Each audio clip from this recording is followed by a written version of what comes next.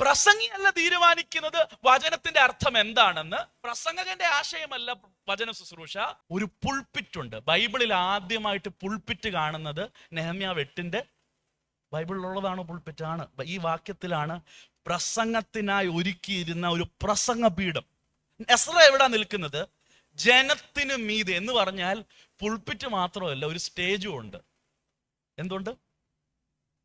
ഇപ്പൊ സ്റ്റേജും ബൈബിളിലുള്ളതാണ് എന്നൊരു ആശ്വാസം. ഇപ്പോൾ ഒരു സ്റ്റേജ് ഉണ്ട് എന്ന് പറഞ്ഞാൽ ജനത്തെക്കാൾ ഒരു പ്രത്യേക ഹൈറ്റിൽ കിളർന്നിരിക്കുന്ന ഒരു സ്റ്റേജ്, അതിൻ്റെ മേളിൽ ഒരു പ്രസംഗപീഠം, അതിൻ്റെ മുകളിൽ ന്യായപ്രമാണ പുസ്തകം. ഇത് തുറന്നപ്പോൾ ജനമെല്ലാം എന്ത് ചെയ്തു? എന്താണ് ഇത് കാണിക്കുന്നത്?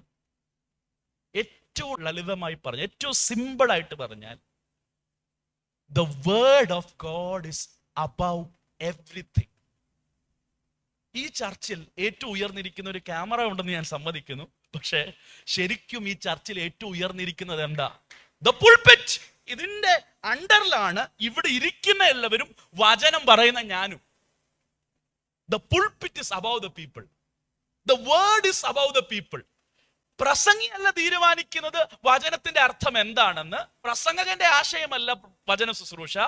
പ്രസംഗകനേക്കാളും ജനത്തെക്കാളും ഉയർന്നിരിക്കുന്ന ഒരു പീഠമുണ്ടെങ്കിൽ അതാണ് ദൈവവചനത്തിന് മാറ്റിയിരിക്കുന്ന പീഠം. അതാണ് പ്രസംഗ പീഠം. അതാണ് ഉണർവിന്റെ എപ്പിസെന്റർ.